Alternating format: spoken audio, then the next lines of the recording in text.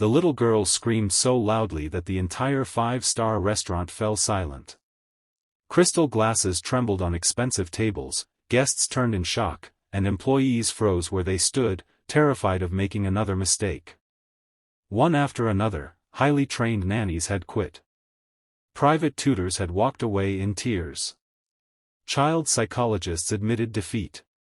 Even her own father, one of the richest businessmen in the country, could no longer calm the daughter he loved more than life itself. Everyone believed she was impossible. Everyone, except one ordinary waitress who had nothing except a gentle heart and the courage to see what no one else could. Before we begin, if you believe kindness deserves another chance and that love can heal even the deepest wounds, please take a moment to like this video, leave a comment, share it with someone who needs hope today, and subscribe to Hardworking Dad for more emotional stories that remind us what truly matters. Morning sunlight poured through the enormous glass windows of the prestigious Sterling Crown Hotel, turning the marble floors into sheets of golden light. Wealthy guests enjoyed quiet breakfasts while staff moved carefully through the elegant dining hall.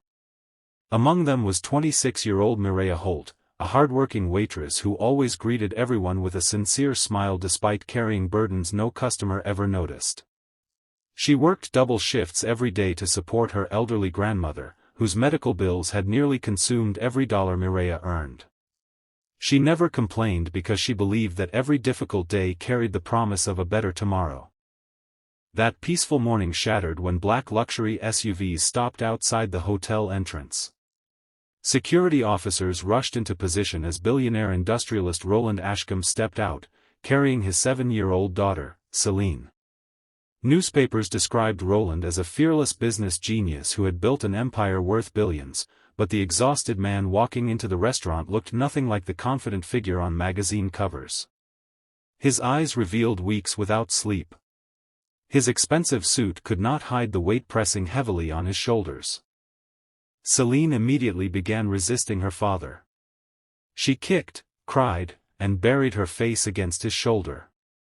Hotel staff exchanged nervous glances because everyone already knew the stories. The little girl had been expelled from 3 elite schools, frightened away more than a dozen caregivers, and refused to speak to anyone except through angry screams. Many whispered that she had become spoiled beyond repair. Others blamed Roland for raising her with too much wealth and too little discipline. But nobody knew the real story. 2 years earlier, Celine's mother had died unexpectedly after a sudden illness. Before that tragedy, the cheerful child had loved drawing butterflies, feeding birds, and laughing through endless afternoons with her mother. Losing the one person who understood her changed everything. Her grief became anger. Her loneliness became fear. Since then, every unfamiliar face reminded her that everyone eventually disappeared. Roland tried buying happiness with every resource money could provide. He hired specialists from around the world.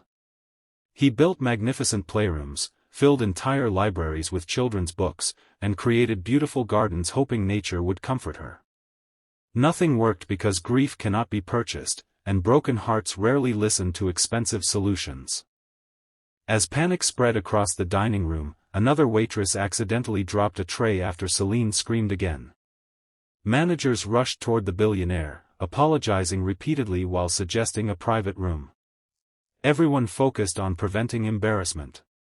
Only Mireya noticed something different. She noticed that beneath the tears, Celine's frightened eyes kept searching every doorway, almost as though she expected someone important to walk back into her life. Instead of approaching immediately, Mireya quietly walked into the kitchen. She returned carrying nothing more than a warm blueberry muffin and a folded paper napkin. Without speaking, she gently placed both on an empty table several feet away before returning to her work. Curiosity slowly replaced Celine's panic. After several long moments, the little girl climbed down from her father's arms and cautiously approached the lonely muffin. On the napkin, Mireya had drawn a tiny bird sitting alone on a tree branch beneath a bright morning sun.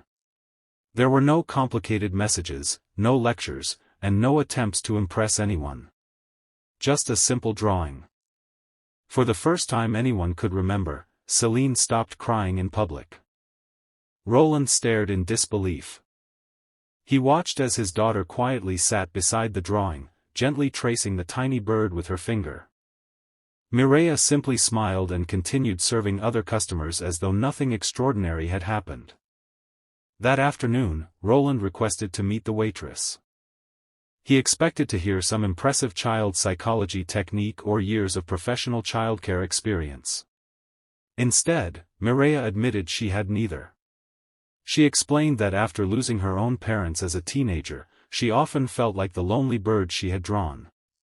People constantly tried telling her to be strong, but very few simply sat beside her sadness without trying to erase it. Roland remained silent because her words described his daughter better than years of expert reports. The billionaire made an unexpected offer. He asked Mireia to become Celine's full-time caregiver. She almost refused.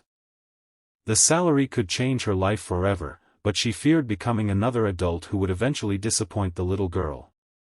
Her grandmother gently reminded her that sometimes people enter another person's life not because they are perfect, but because they are willing to care. The next morning, Mireia arrived at the Ashcombe estate. The mansion looked more like a palace than a home. Endless hallways echoed with silence. Priceless artwork decorated walls that had forgotten laughter. Every room overflowed with luxury, yet loneliness seemed to fill every corner. Celine immediately hid upstairs. Instead of chasing her, Mireia quietly unpacked colored pencils, blank notebooks, and several small flower pots she had purchased herself. She spent the entire morning planting sunflower seeds in the mansion garden. Hours later, curious footsteps approached. Celine watched from a distance. Mireia never asked her to help. Eventually, the little girl knelt beside her and silently pushed dirt around one of the tiny seeds. That became the beginning. Days slowly became weeks. Instead of forcing conversations, Mireia created moments.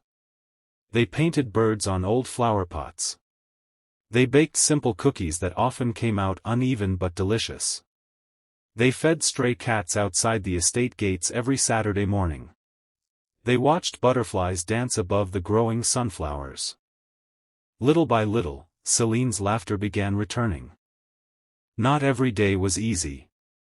Some mornings grief still overwhelmed her. She would refuse breakfast, tear apart drawings, or hide inside dark closets remembering her mother. Whenever those moments arrived, Mireia never demanded smiles. She simply stayed nearby. Sometimes healing begins when someone chooses not to leave. Roland watched these changes with growing amazement. For years he had buried himself inside meetings, believing financial success would somehow protect his daughter from pain. Now he realized she never wanted another mansion. She simply needed someone willing to understand her silence. The transformation spread beyond Celine.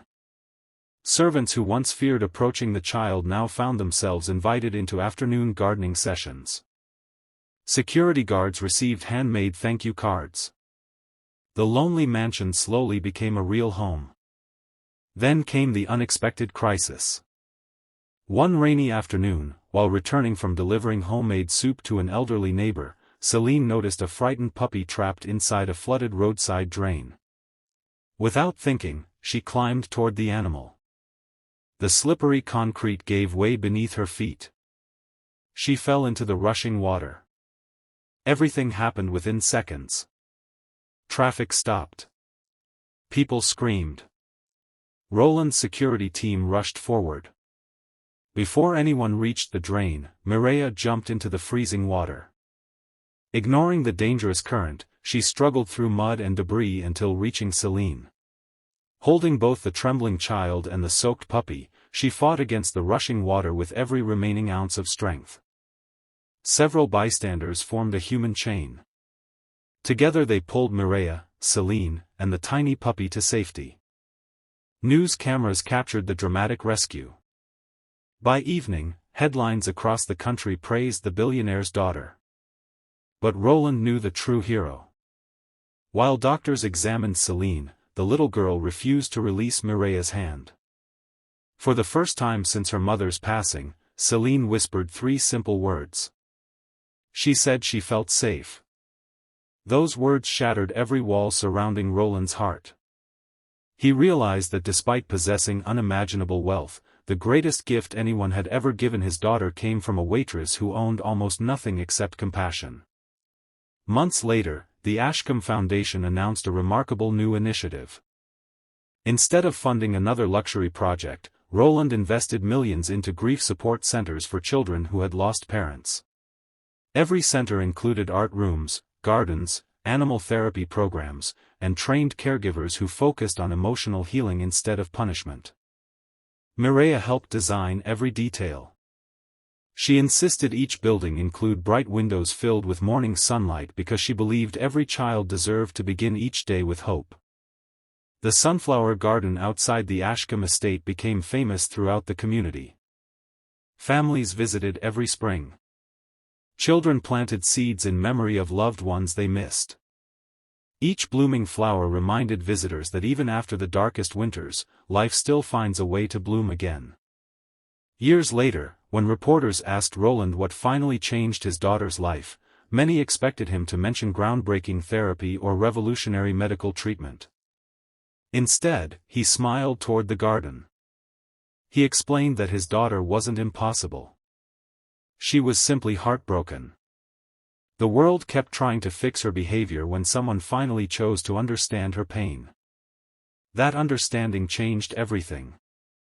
If this story touched your heart and reminded you that kindness can transform lives in ways money never can, please like this video, share it with your family and friends, leave your thoughts in the comments, and subscribe to Hardworking Dad so together we can continue spreading stories that inspire hope, compassion, and second chances.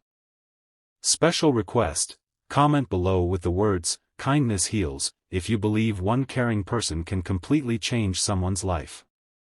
As the sun set over the field of golden sunflowers, Celine ran through the blossoms with laughter that once seemed lost forever. Mireya watched quietly from a nearby bench, grateful that an ordinary decision on an ordinary morning had rewritten the future of an extraordinary family. The billionaire discovered that love cannot be bought. The little girl discovered that not everyone leaves. And the waitress discovered that the greatest miracles are often performed not by the richest hands, but by the kindest hearts. Sometimes the impossible is never impossible at all. It simply waits for one person brave enough to care.